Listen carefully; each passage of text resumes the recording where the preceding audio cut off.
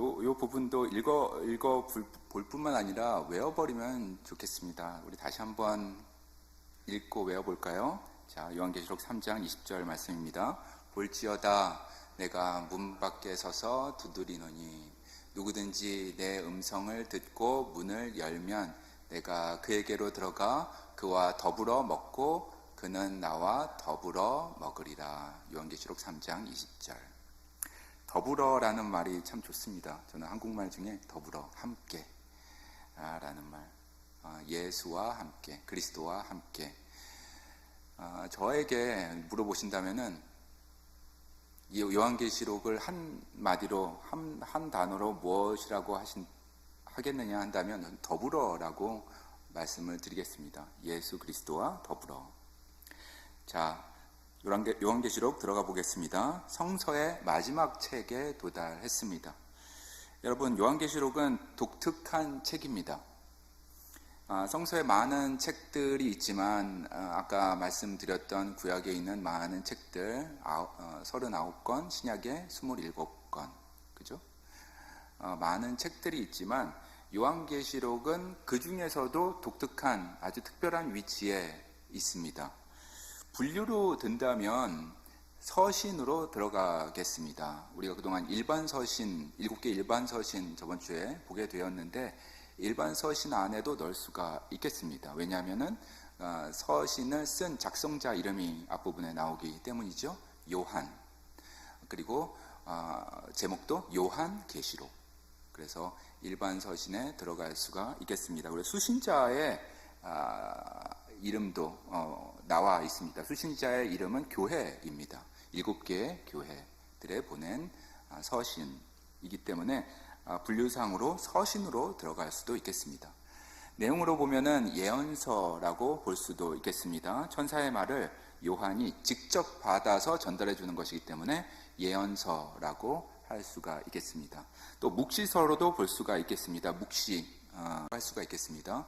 1장에 이제 저자 그리고 수신자에 대한 내용이 나온다면 2장하고 3장에는 7개의 교회에 대한 메시지가 나오고 있습니다. 그 메시지는 칭찬의 메시지, 그 다음에 책망의 메시지, 그 다음에 도전의 메시지들이 이렇게 섞여 있는 것을 볼 수가 있습니다. 그래서 왼쪽 부분이 그거고요. 중간에 있는 부분 그리고 오른쪽에 있는 부분은 4장부터 21장까지 본론의 부분이겠습니다.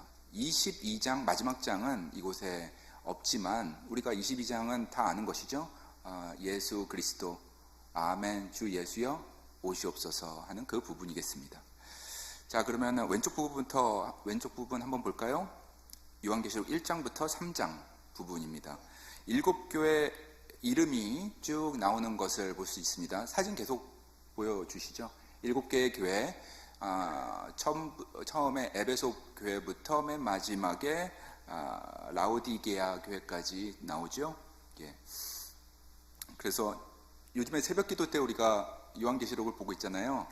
그래서 7개의 교회 어떤 교회일까요? 하면은 아시는 분들이 있겠습니다. 에서버두 사빌라 이렇게 외울 수가 있겠습니다. 저는 굳이 외울 필요는 없고요. 에서버두 사빌라 이렇게 외워도 되고 저는 에서 번돈 사탄이 빌렸으네 하면서 외우고 있습니다. 그래서 첫 번째 에베소 교회가 있고요. 그 다음에 서모나 교회가 있고요. 그 위에 버가모 교회가 있었고요. 버가모 교회의 동쪽 편에 있었던 두아디라 교회가 있었고요. 그리고 그 교회 바로 밑에 부분이죠. 남쪽으로 조금 내려가면 나오는 교회 사대 교회가 있었고요. 그리고 그 옆에 빌라델비아 교회가 있고 마지막으로 라오디게아 교회 이렇게 7개의 교회가 있었습니다. 다 소아시아 지역 에베소 교회를 중심으로 퍼져 있는 7개의 교회 초대교회를 보여주고 있습니다. 여러분, 에베소 교회는 우리가 잘 아는 교회입니다. 사도 바울이 그곳에서 3년간 머물면서 말씀을 가르쳤던 교회, 그죠? 그리고 사도 요한계시록을 쓴 사도 요한에게 있어서도 중요한 교회였습니다. 특별한 마음을 가진 교회였기 때문에 이 에베소를 향해서 메시지를 사도 요한이 보내고 있습니다. 너무나 중요하고 또 중심적인 위치도 그렇고 그리고 말씀으로 무장된 그런 교회였지만 책망을 받은 것이죠. 어떤 책망을 받았을까요? 예, 첫사랑을 잃었다. 첫사랑. 초심을 잃었다. 저 오늘 새벽 기도에도 주님 초심 늘 갖게 하여 주시옵소서. 잃지 않고 이 첫사랑 항상 소중하게 생각하게 간직하게 해 주시옵소서, 도와주시옵소서, 그런 기도를 하게 됐는데, 예, 에베소 교회는 말씀으로 무장된 교회, 그리고 바울이 머물렀던 교회, 사도 요한이 특별하게 생각했던 교회였지만 첫사랑을 잃었다, 그런 책망을 듣는 교회가 되어 버렸습니다. 두 번째로 그 에베소 교회 북쪽으로 조금만 올라가면은 한 50마일인가 60마일 올라가면 나오는 교회, 서모나 교회입니다. 저기 보니까는 서모나 교회 모습이 보이네요. 감옥이 있고 창이 있습니다. 그죠? 그래서 믿음을 지키면서 살고 있던 서모나 교회, 어려운 그 시대 상황 속에서 흔들리지 않았던 서모나 교회 교인들의 모습 보여주고 있습니다. 그 밑에 보면은 버가모 교회 이미지가 나옵니다. 버가모 교회 이미지에서는 이 돈이 있네요. 돈이 있고 세속화된 교회의 모습을 보여주고 있습니다. 그래서 돈을 사랑하는 교인들이 많았던 그런 교회, 돈에 대해서만 관심을 갖고 있던 교회, 교인들, 책망을 하고 있는 것을 볼 수 있습니다. 두아디라 교회 이미지, 그 밑에 있는 교회를 보면은 여기도 보니까 돈이 나오는데 여자가 나옵니다. 여자, 자칭 여자, 그러니까 자칭 선교사였었죠. 이세벨의 활동으로 교회가 매우 세속적으로 변해 있는 교회에서 책망을 받았습니다. 영적으로 우상 숭배에 빠져 있는 그러한 교회였습니다. 그 다음에 밑에 보면은 참 이 교회가 나왔네요. 예, 사대교회 나왔습니다. 예, 새벽기도에도 우리 같이 묵상해 보았지만은 사대교회는 손 쓸 수가 없는 그런 교회가 되었습니다. 예, 무덤이 보이네요. 영적 전투가 끝난 상태입니다. 이 영적 전투가 없다고 조용한 교회라고 절대로 좋은 교회가 아니겠습니다. 완전 회생 불가능한 그런 상태를 보여주고 있습니다. 세상과 교회가 다를 것이 전혀 없고 오히려 더 불경건한 곳이 교회가 되었습니다. 성령의 도움이 아니면 회생 불가 판정을 받은 그런 교회가 사대 교회입니다. 영적으로 죽은 교회 이야기를 우리가 할 때에 그 예를 들 때 항상 등장하는 그런 교회 되겠습니다. 그 교회 이름은 안타깝게도 사대교회 되겠습니다. 그 다음에 교회 밑에 보니까는 빌라델비아 교회가 나오네요. 문이 조금 열려 있는 것을 볼 수 있습니다. 이 열린 문 나온 이런 교회, 하늘을 향해서 문이 열렸다. 하나님께 순종하는 교회였습니다. 작지만 튼튼한 교회였습니다. 그래서 칭찬을 받은 교회로 이 빌라델비아 교회 이렇게 기록되어 있습니다. 마지막으로 라우디게아 교회가 이렇게 나오는데요. 이쪽 방향 저쪽 방향 두 가지의 표지판이 있는 것을 볼 수 있습니다. 그래서 덥지도 않고 차지도 않은 그런 교회, 이쪽도 아니고 저쪽도 아닌 교회, 십자가의 중심성 그리고 복음의 방향성을 놓친 그런 교회가 되어 버렸습니다. 그래서 책망을 받았는데 책망받은 교회들 중에서도 가장 큰 책망을 받은 교회, 바로 라오디게아 교회가 되겠습니다. 이렇게 7개의 초대교회에 메시지를 보냈습니다. 사도 요한을 통해서 칭찬의 메시지도 있었고 많은 부분 책망의 메시지, 그리고 도전의 메시지, 돌아오라 하는 권면의 메시지였습니다. 7개의 교회 중에 책망을 받지 않은 교회는 몇 개가 있을까요? 질문 2개가 있습니다. 자, 방금 말씀드렸던 어떤 게 서머나 교회가 있었고요. 또 그렇죠. 빌라델비아 교회 이렇게 있습니다. 고난 가운데 믿음을 지키려고 노력했던 교회, 서머나 교회, 우리가 닮아가야겠습니다. 그리고 하늘을 향해 열린 문을 가진 교회, 빌라델비아 교회 있습니다. 그리고 7개 교회 중에 제일 큰 책망을 받은 교회는 라오디게아 교회. 덥지도 않고 차갑지도 않은 교회. 그 교회가 큰 책망을 받았습니다. 하나 더 고르라면 사대교회가 되겠습니다. 영적 전투가 사라진 교회. 겉으로 보기에는 번드르하지만 영적 전투가 전혀 없는 교회. 그래서 생명력이 사라진 교회, 사대교회 있습니다. 이런 교회들을 통해서도 우리가 배워야 될 줄로 믿습니다. 책망받은 교회가 왜 책망을 받았나, 반면 교사로 삼아서 우리가 배워야 하겠습니다. 그리고 서모나 교회와 빌라델비아 교회 같이 칭찬받은 교회는 어떻게 했길래 칭찬을 받았을까 하면서 그 길을 따라가는 우리 교회 교인들 다 돼야 할 줄로 믿습니다. 이미지 계속 볼까요?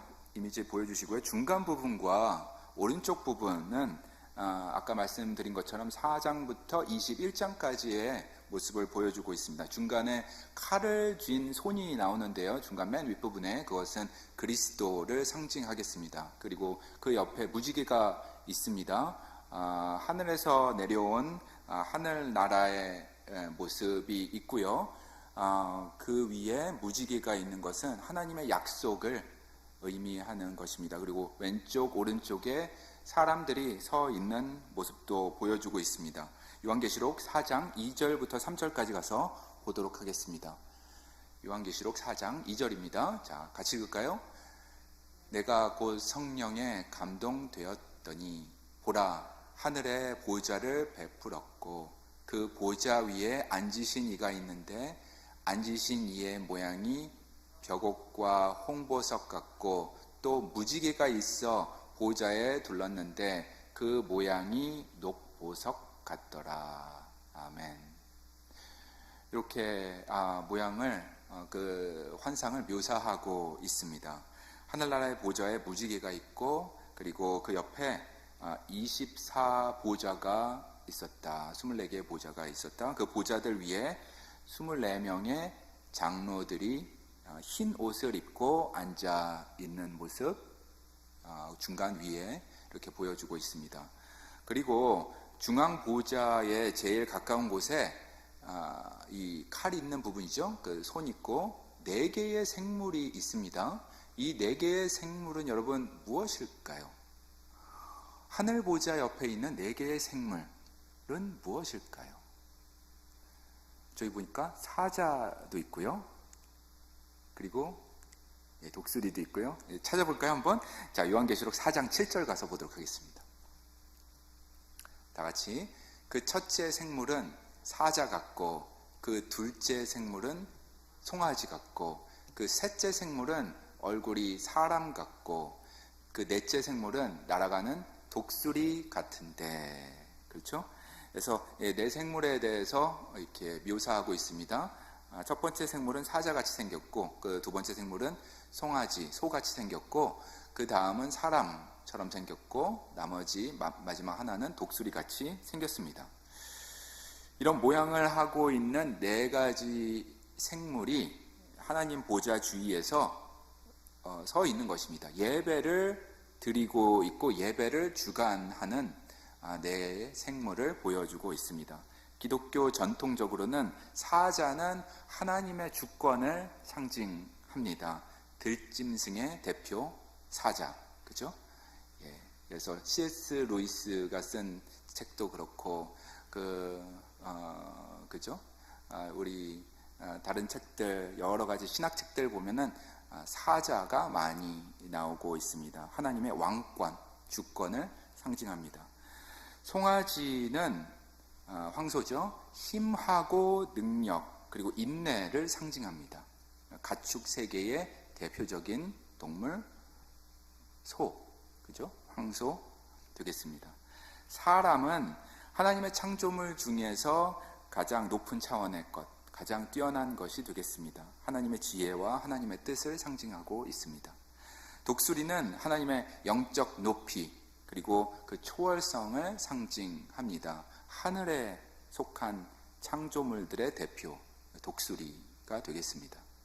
이렇게 네 개의 생물이 하나님 보좌 주위에 서서 예배를 드리며 주관하는 모습, 환상으로 사도 요한이 보고 서술하고 있는 것을 볼 수가 있습니다.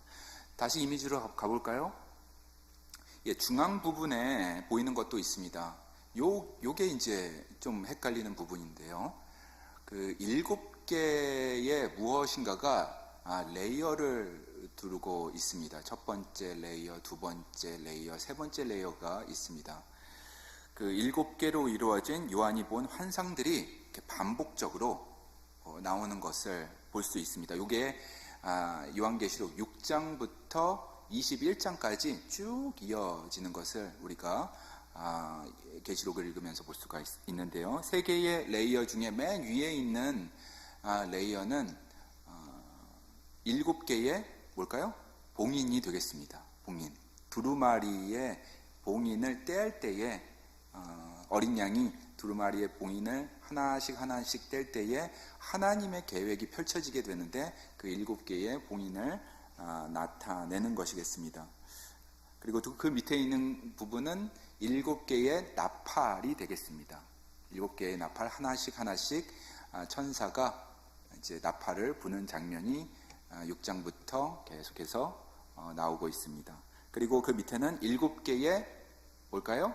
대접입니다. 대접이 나오면서 하나씩 펼쳐지는 것을 볼 수 있습니다. 하나님의 그 계획이 이루어질 것이다 라는 것을 이렇게 7개의 대접, 7개의 나팔, 7개의 두루마리 인장이 열려지는 것을 통해서 우리에게 알려주고 있습니다. 알파와 오메가 되시는 하나님, 어제도 계시고 오늘도 계시고 장차 오실 하나님의 계획이 이렇게 이루어질 것이다 라고 우리에게 예언하고 약속하고 있는 것입니다. 여러분, 여기에서 7개, 7이라는 숫자가 계속 반복되는데요. 요한계시록에서 7이라는 숫자는 중요하게 거론되고 있습니다. 새벽기도에 또 우리가 좀 나눴었는데요. 7이라는 숫자에 대해서. 이 7이라는 숫자는 요한계시록뿐만 아니라 성경 전체에서 중요하게 다루어지고 있습니다. 7은 성경의 완전수입니다. 완전수, 그리고 풍성함, 완전함, 하나님의 완전하신 은혜, 계획을 상징하고 있습니다. 성경이 처음 창조 이야기 때부터 7이라는 숫자가 나오지요. 그렇죠? 하나님께서 천지를 창조하시는데 며칠 동안? 6일 동안 창조하시고 나머지 하루 쉬시면서 그 7일을 이용하셔서 하늘을 천지를 창조하셨습니다. 하나님의 창조 역사가 완전하게 이루어졌음을 7이라는 숫자를 통해서 창세기 첫 번째 책에서 보여주고 있습니다. 이 7이라는 숫자가 성경 전체에서 계속 중요하게 나오는데 마지막 나오는 요한계시록까지 이 7이라는 숫자가 나오는 것이죠. 요한계시록에서 2장 3장에 보면 나오는 교회의 숫자 몇 개였었죠? 7개였습니다. 7개의 초대교회. 초대교회 7개는 모든 초대교회를 상징하는 그러한 7이라는 뜻도 되겠습니다. 그리고 그 7개의 초대교회의 그 위에 있는 영을 7영이라고 이렇게 기록되어 있습니다. 계시록 1장도 있고요, 3장도 있고요, 4장에 7영이라는 말이 있는데 이것은 하나님의 그 성령의 충만함을 7영으로 표현해 주고 있습니다. 더불어서 7별도 나오고 있습니다. 같이 1장, 3장, 4장에 나오는데요. 7별, 7교회 위에 있는 천사, 사자를 상징하겠습니다. 7별은 하나님이 하나, 두 개의 교회를 관장하시고 통치하신다 그런 뜻이 아니라 7교회 모두, 초대교회 모든 교회를 주관하시고 통치하신다. 성령으로 통치하신다. 그의 천사로 주관하신다라는 말을 하고 있는 것입니다. 그래서 7별, 7영, 7교회 이렇게 연결이 됩니다. 그리고 또 아까 저기서 보니까는 7개의 인장도 있고요, 7개의 나팔도 있고요, 7개의 대접도 있습니다. 77777 계속 연결이 되는 것이죠. 이렇게 요한계시록은 구조적으로 잘 짜여진 책입니다. 이런 치밀한 구조는 창세기의 7이라는 완전수와 연결이 되는 것입니다. 성경에 제일 처음에 나오는 창세기, 마지막에 나오는 요한계시록의 7하고 처음에 있는 7하고 연결이 되는 것입니다. 무슨 뜻이냐? 하나님의 주권, 하나님의 완전성, 하나님의 계획이 반드시 온전히 이루어질 것이라는 선언을 얘기하고 있는 것입니다. 시작 하나님이 하셨다. 하나님이 창조하셨다. 그리고 역사의 종말도 누가 할 것이 아닌 하나님께서 하실 것이다. 그의 계획에 따라 치밀하게 진행될 것이다 라는 그런 약속의 말씀, 예언의 말씀입니다. 이어서 보도록 하겠습니다. 이미지 저기 보니까는 큰 어린 양이 오른쪽에 있는 것도 볼 수가 있습니다. 그죠? 요한계시록 21장 1절 같이 한번 읽어보도록 하겠습니다. 또 내가 새 하늘과 새 땅을 보니 처음 하늘과 처음 땅이 없어졌고 바다도 다시 있지 않더라. 또 내가 보매 거룩한 성 새 예루살렘이 하나님께로부터 하늘에서 내려오니 그 준비한 것이 신부가 남편을 위하여 단장한 것 같더라. 아멘. 이 이미지는 다시 돌아가서 보면은 하늘에서 새 예루살렘이 내려오는 것을 보여주고 있습니다. 이때에는 그 처음의 하늘과 처음의 땅은 사라지게 될 것이다. 그리고 해와 달도 더는 필요 없게 된다라고 성경이 기록하고 있습니다. 이것도 한번 가서 보실까요? 21장 23절 말씀입니다. 읽겠습니다. 그 성은 해나 달의 비침이 쓸데없으니 이는 하나님의 영광이 비치고 어린 양이 그 등불이 되심이라. 아멘. 자, 이미지로 다시 가보겠습니다. 새 예루살렘이 이 땅에 내려오는데 그 위에 어린 양의 빛이 비치는 것을 볼 수가 있습니다. 하나님의 영광이 비치고 어린 양이 그 등불이 되심이라. 어린 양이 그 빛이 된다는, 빛이 여기 나오죠? 예, 어린 양의 빛, 소망의 빛, 평화의 빛, 기쁨의 빛, 사랑의 빛 비추어진다. 그리고 하나님의 영광이 그날에 비추어지고 뜻이 하늘에서 이루어진 것 같이 어디서도? 땅에서도 이루어질 것이다 라는 약속입니다. 그림에는 나오진 않지만 결론 부분은 요한계시록 마지막 장이겠죠? 22장입니다. 여기에는 나오지 않지만 22장은 특이하게도 요한계시록 1장하고 맞닿아 있습니다. 예, 요한계시록 22장 끝에 장하고 요한계시록 1장하고 연결성이 긴밀하게 있는 것을 볼 수가 있습니다. 한번 같이 읽어볼까요? 22장 6절 말씀입니다. 또 그가 내게 말하기를 이 말은 신실하고 참된지라. 주 곧 선지자들의 영이 하나님이 그의 종들에게 반드시 속히 되어질 일을 보이시려고 그의 천사를 보내셨도다. 자, 1장으로 가서 보도록 하겠습니다. 1장 1절입니다. 예수 그리스도의 계시라. 이는 하나님이 그에게 주사 반드시 속히 일어날 일을 그 종들에게 보이시려고 그의 천사를 그 종 요한에게 보내어 알게 하신 것이라. 아멘. 이렇게 연결이 됩니다. 요한계시록 1장 그리고 마지막 22장.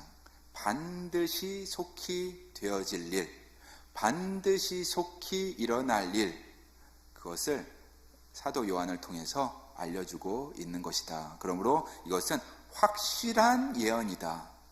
이 예언은 누구에게서 받은 그런 것이 아니라 주 예수 그리스도로부터 나오는 것이기 때문에 확실한 예언이다.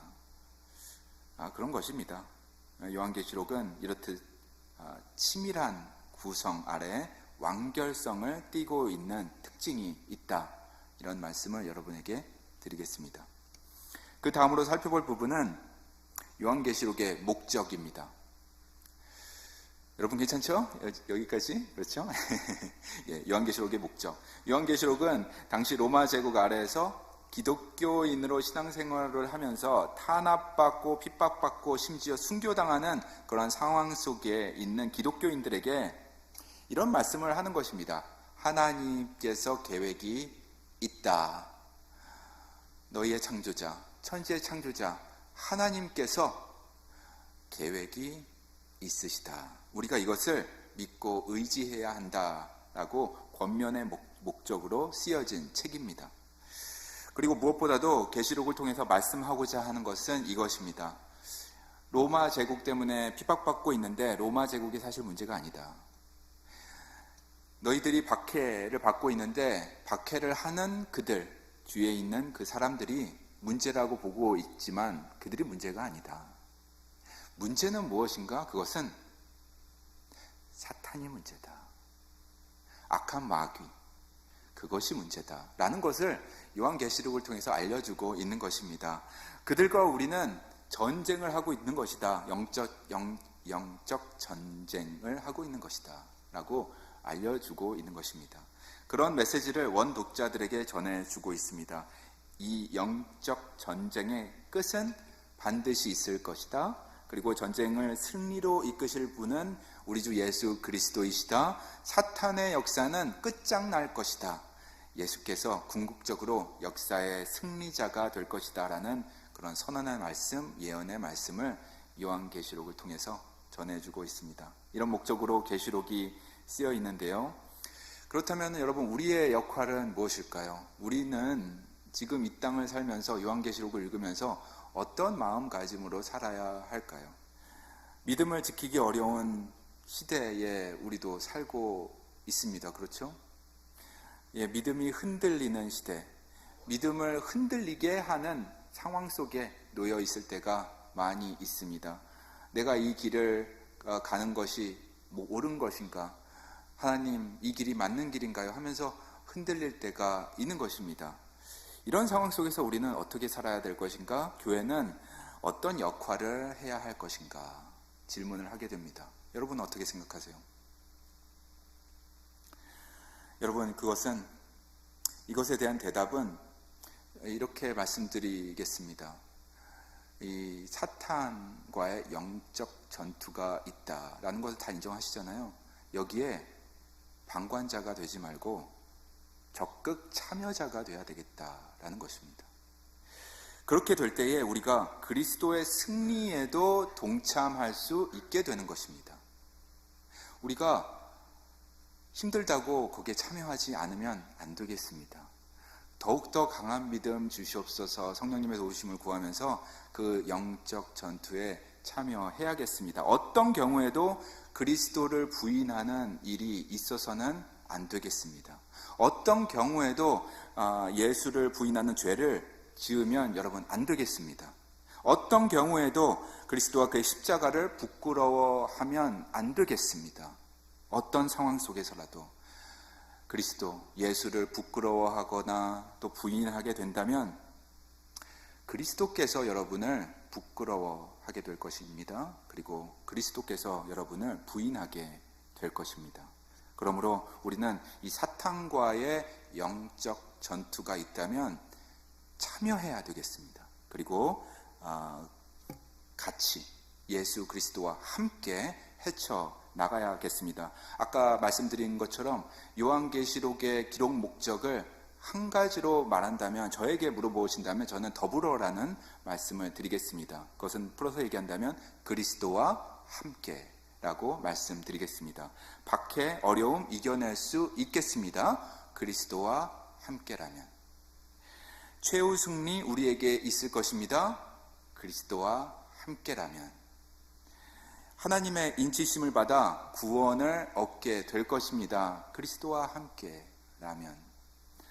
많은 상징과 비유들이 포함되어 있는 요한계시록, 이 기록 목적을 우리가 알고 그런 눈으로 바라보고 읽는다면 그 내용을 이해할 수 있을 뿐만 아니라 오늘을 사는 우리에게도 적용할 수 있으리라 믿습니다. 그 적용의 방법은 오늘도 그리스도와 함께 더불어 사는 것입니다.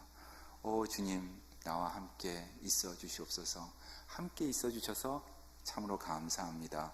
이 평화 하나님께서 주신 것임을 믿습니다. 이런 기도가 우리 삶에 넘쳐야 할 줄로 믿습니다. 당시 계시록을 받아 읽어보던 원독자들이 있었습니다. 물론 이 소아시아에 있는 7교회의 교인들이 원독자들이었고요. 그 이외에도 많은 당시 기독교인들이 이 서신을 받아서 읽게 되었습니다. 그 사람들의 마음 상태는 어땠을까요? 그 사람들이 사는 그때 상황은 어땠을까요? 그 상황을 우리가 좀 이해할 수 있다면 요한계시록을 이해하고 그리고 묵상하는 데에 도움을 받을 줄로 생각합니다. 이 부분 좀 보도록 하겠습니다. 그 당시는 한마디로 박해의 시대였는데요. 큰 박해의 시대였습니다. 로마 황제 아래에 있던 1세기 초대교회 상황이었기 때문입니다. 1세기 초기에는 여러분 큰 갈등은 없었어요. 로마하고 그 다음에 기독교인들, 유대인과도 어느 정도 선을 지키면서 지냈습니다. 예수님 때도 어느 정도 선을 지키면서 나름 세금 내고 잘 살았습니다. 그 이후에 점진적으로 갈등이 증폭되어 갔습니다. 그 다음에 큰 탄압이 있었고 핍박으로 이어졌고 고문이 이어졌고 처형까지 이어진 것을 보게 됩니다. 그게 다 1세기 중반부터 후반부까지 계속해서 이어지고 있습니다. 이 탄압, 핍박에 있어서 이 로마 황제의 역할이 컸었는데요. 로마 황제 우리가 딱 떠오르는 분 있으시죠? 예, 네로가 있겠습니다. 네로 전에 황제도 있었는데 그때까지만 해도 괜찮았어요. 칼리굴라라는 황제가 있었습니다. 기억나시죠? 예, 세계사 공부하시면은 칼리굴라라고 있었는데 이 황제는 폭군이었습니다. 그리고 이 쾌락을 너무나 추구하는 그런 폭군이었습니다. 근데 본인만 이렇게 그 주위에 있는 사람들에게만 영향을 미치는 사람이었고 칼리굴라 그 다음에 나오는 로마 황제부터 이제 이 핍박과 그 다음에 갈등과 큰 탄압이 시작됩니다. 이 네로 황제부터 시작이 되었습니다. 주후 64년부터 본격적인 박해의 시작이 됩니다. 로마에서 화재가 일어났는데 로마 대화재라고 우리가 부르고 있습니다. 이 당시에 있었던 이 로마 대화재는 로마시를 대부분 삼켜버린 그러한 큰 불이었습니다. 그래서 유대인들을 포함한 기독교인들이 화살을 받게 되었습니다. 이 사람들 때문에 화재가 일어났다라는 것이죠. 사실은 지도자인 본인 때문에 화재가 일어난 건데 관리를 잘 못해서, 그리고 어떤 역사가는 네로 황제가 미쳐가지고 자기의 땅, 자기 도시에 불을 붙였다라고 기록한 사람도 있잖아요. 지도자 본인이 잘못했음에도 불구하고 그 화살을 기독교인에게 돌렸습니다. 그래서 유대인을 포함한 기독교인들이 이때 화형을 당했습니다. 십자가형으로 죽었습니다. 그리고 극심한 고문도 자행했던 매우 엄혹한 시대가 되었습니다. 당시 기독교인들이 로마의 그 대화재의 범인이 아니라는 것은 누구나 다 아는 사실이었습니다. 하지만은 당시 로마인들이 기독교인들을 바라보는 정서가 이러했습니다. 로마인 역사가 타키투스는 이런 말을 했다고 하죠. 기독교인들이 화재의 범인이 아니지만 그들을 잡아 죽인 것은 왕이 참 잘한 짓이다. 왜냐하면 그들은 인류의 증오자이기 때문이다. 우리와 같이 원형 경기장에서 사람 죽이는 게임도 즐기지 않고, 우리와 함께 축제도 즐기지 않고, 술도 마시지 않고, 군대도 안 간다고 하고, 도무지 로마 사회에 득이 안 되는 인간들이 누구다? 기독교인들, 그리고 유대인들이다. 그래서 이런 정서가 그 당시 1세기 중반 후반에 가득했던 것을 볼 수가 있습니다. 이런 정서가 있다 보니까는 무슨 문제가 생기면은 이 스케이프고트를 찾게 되는 것이죠. 자연 재난이 있다? 그러면은 누구 때문이다? 기독교인들 때문이다.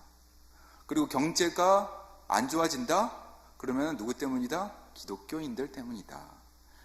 그리고 모든 화살이 기독교인들에게 가기 때문에 책임 소재만 나오면 이제 기독교인이 되는 것이죠. 로마의 신을 섬기지 않는 기독교인들 때문이다까지 갔습니다. 여러분, 로마의 신들, 로마의 신이라는 책도 있지만은 그리스의 신들하고 연결성이 있잖아요. 제우스 신도 그렇고 연결성이 있습니다. 이름만 다르지 비슷한 그런 신들이겠습니다. 여러 잡신, 그죠? 우상 숭배가 팽배한 나라, 그 당시에 로마였습니다. 로마 황제가 죽으면 무엇이 된다고요? 신이 되는 것입니다.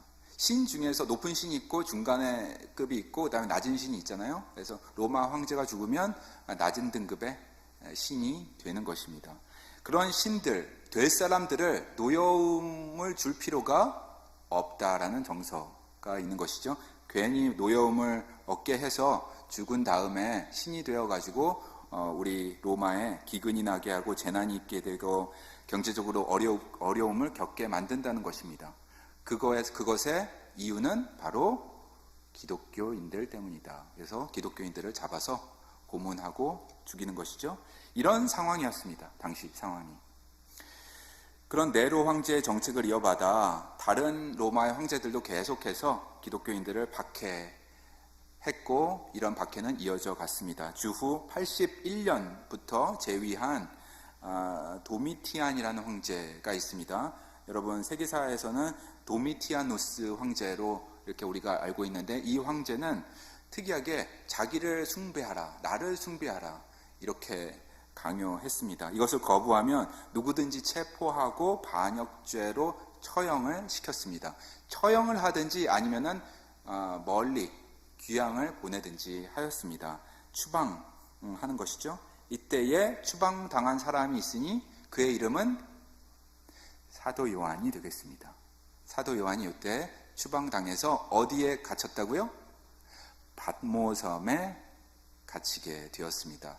소아시아에 있는 에베소에서 이제 서쪽으로 배 타고 쭉 하루 왼종일 들어가면 나오는 섬 패트모스라는 섬에 갇히게 되었습니다.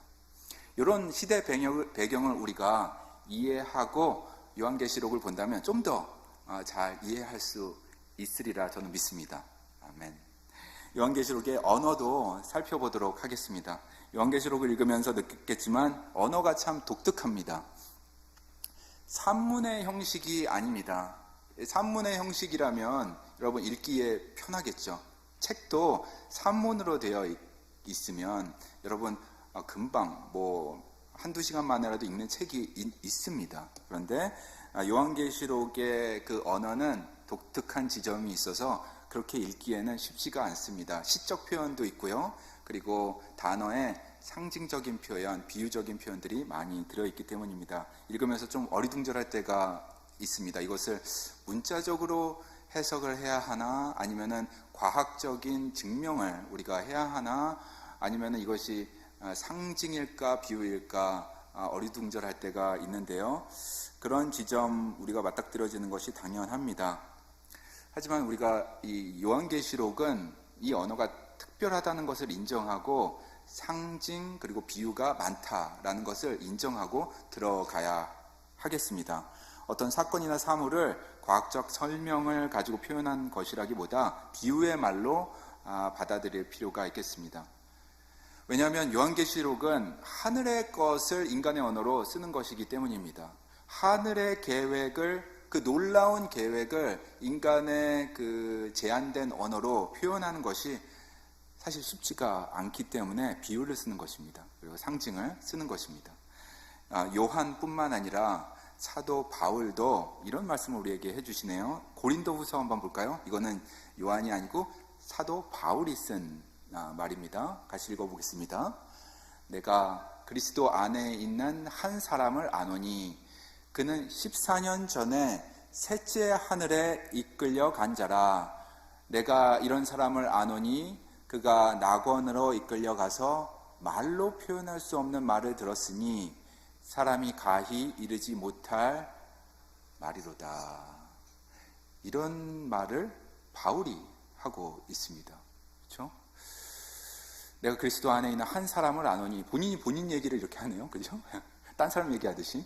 예, 그는 나는이라고 하지 않고 그는이라고 합니다. 그는 14년 전에 셋째 하늘, 천국이죠. 천국 하늘에, 천국에 이끌려간 자라. 내가 이런 사람을 아노니 그가 낙원으로 이끌려가서 말로 표현할 수 없는 말을 들었으니, 말로 표현할 수 없는 말을 낙원에서 또 들었습니다. 사람이 가히 이르지 못할 말이로다. 천국의 모습을 본 사도 바울, 그리고 거기에서 말로 표현할 수 없는 말도 들었다고 그렇게 기록하고 있습니다. 매우 궁금합니다. 어떤 것일까? 우리는 알 수가 없죠. 기록되어 있지 않기 때문에 천국에 가서 알 수 있게 될 하늘의 비밀이겠습니다. 바울도 전달해주고 싶었겠죠. 그렇지만 할 수가 없는 것입니다. 왜냐하면 인간의 언어가 유한하기 때문에 그것을 다 담을 수는 없는 것입니다.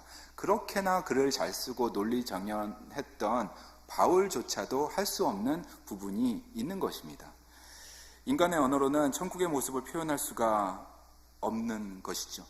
꼭 표현해야 한다면 이 땅의 사람들에게 익숙한 비유나 상징을 통해서 할 수밖에 없는 것이고, 사도 요한도 그렇게 표현하면서 우리에게 요한계시록을 전달해주고 있는 것입니다. 그래서 사도 요한이 전달해주는 요한계시록을 그런 눈으로 우리가 봐야겠습니다. 요한계시록의 언어는 어떻다? 좀 독특하다.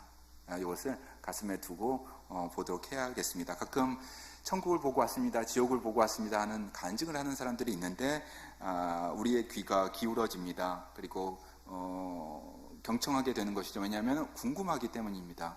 성경에 나온 묘사하고 어떤 게 같고 어떤 게 틀릴까? 내가 저분을 신뢰하고 싶은데 저분은 어떻게 천국에 대해서 얘기하나 지옥에 대해서 얘기하나 하는 알고 싶은 욕망이 드는 것입니다. 저는 개인적으로 그런 간증에 큰 무게를 두고 있지는 않습니다. 물론 그분들이 한 경험들은 존중합니다.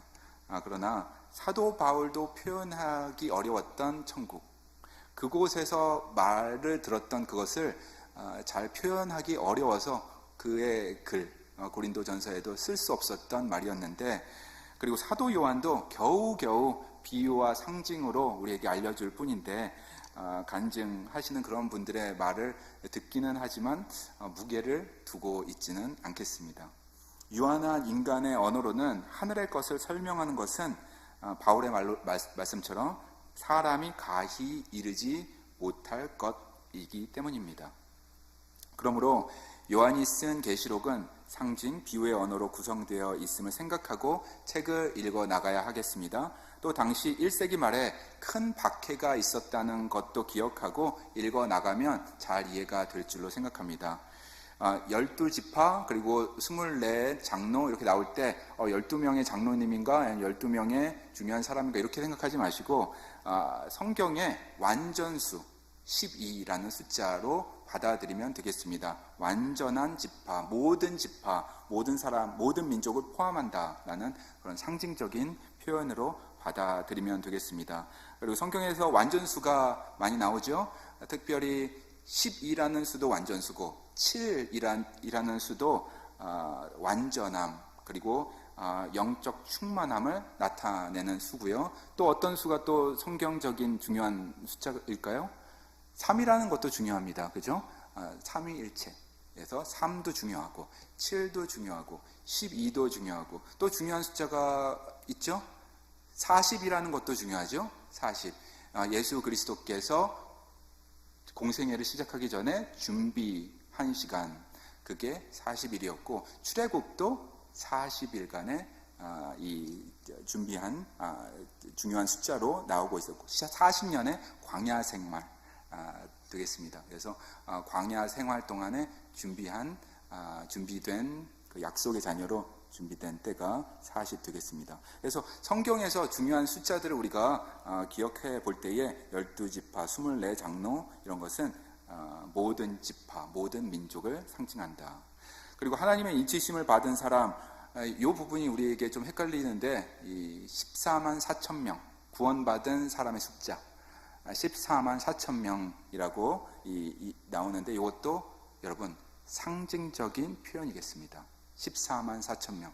그래서 12 곱하기 12가 되겠습니다. 완전한 수가 되는 것이죠. 거기에 또 1000이 곱해지니까는 완전한 수의 완전한 수. 그래서 하나님의 완전한 그 구원받는 숫자, 그게 14만 4천이 되는 것입니다. 이렇게 상징으로 우리가 봐야 될 부분이 요한계시록에 많이 기록되어 있다는 것 기억하고 읽어야 하겠습니다. 여러분, 요한계시록은 말세에 있을 재앙에 포커스를 둔 책이 아니겠습니다. 요한계시록은 승리에 포커스를 둔 책입니다. 최후 승리가 있을 것이다. 예수님께서 초림하셨을 때 하나님의 나라의 시작을 알려주신 것처럼 예수님께서 재림하실 때는 하늘의 나라가 이 땅에 이루어질 것이다. 이 하나님의 나라가 이 땅에서 완성될 것이다 라는 예언이고 선언이고 약속인 것입니다. 최후 승리가 있을 것이다. 그 메인 메시지가 요한계시록인 것입니다. 우리가 요한계시록 잘 펴지 않고 그냥 넘어갈 때가 많이 있는데 특히 21장하고 22장 많이 보시는데요. 1장부터 쭉 읽으시면서 이런 배경 지식을 가지고 읽으신다면 여러분에게 큰 도움이 될 줄로 믿습니다. 하나님이 알파와 오메가 되신다. 하나님이 계획이 있으시다. 하나님이 역사를 온전히 주관하신다라는 것입니다. 우리가 현재 겪고 있는 고난이 있다면 그것도 하나님의 섭리 안에 있다는 것을 우리가 믿어야 하겠습니다. 당장 이런 어려움, 이런 고난이 왜 우리에게 있는지 이해할 수는 없지만 영어로 아하 모멘트라는 게 있잖아요. 아하 모멘트가 분명히 오게 될 것입니다. 어떤 경우든지 하나님이 그 고난 위에 계시기 때문입니다. 이것이 요한계시록의 핵심 메시지가 되는 것입니다. 하나님이 주권을 가지고 계시다. 하나님이 완전하시며 하나님의 완전한 계획은 반드시 이루어질 것이다. 자, 계속해서 요한계시록의 기록의 목적을 강조하고 있습니다. 마지막으로 요한계시록 22장 20절 읽겠습니다. 같이 한번 읽어볼까요? 아멘. 주 예수여 오시옵소서. 이게 우리의 신앙 고백이 돼야 하겠습니다. 성경 맨 마지막에 있는 이 기도문 다시 한번 아멘. 주 예수여 오시옵소서. 마음이 따뜻해집니다. 다시 한번 좀 더 크게 기도해 볼까요? 아멘. 주 예수여 오시옵소서. 아멘. 역사의 마지막에는 하나님의 어린 양이 승리자가 되시고 그분께 속해 있는 우리도 어린 양과 함께 승리자가 될 것입니다. Amen. Come, Lord Jesus. 아멘. 주 예수여 오시옵소서. 준비가 되어 있습니다. 오시옵소서. 맨 마지막 장의 마지막 절은 여러분 제가 여러분에게 읽어드리고 오늘 마치도록 하겠습니다. 축복의 말입니다. 하나님의 축복이 여러분과 함께 하시기를 소원하며 제가 여러분에게 읽어드리도록 하겠습니다. 요한계시록 22장 21절 성경의 맨 마지막 장의 맨 마지막 절. 주 예수의 은혜가 모든 자들에게 있을지어다. 아멘. 기도하시겠습니다.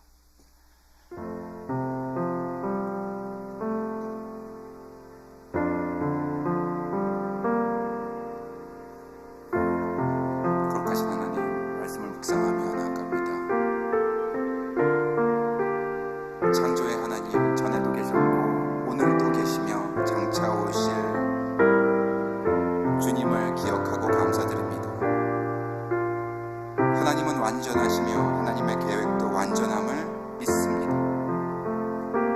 뜻이 하늘에서 이루어진 것 같이 이 땅에서도 이루어지며 하나님의 나라가 완성될 줄로 믿습니다.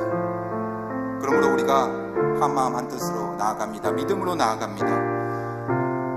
성령의 도우심, 인도하심을 따라 나아갑니다. 우리 주 그리스도와 함께 나아갑니다. 그리스도와 더불어 사탄과의 영적 전투에 참여할 뿐만 아니라 그의 승리에도 동참할 줄로 믿고 감사를 드립니다. 우리를 준비시켜 주시옵소서. 성령님, 저희에게 갑옷을 입혀 주시옵소서.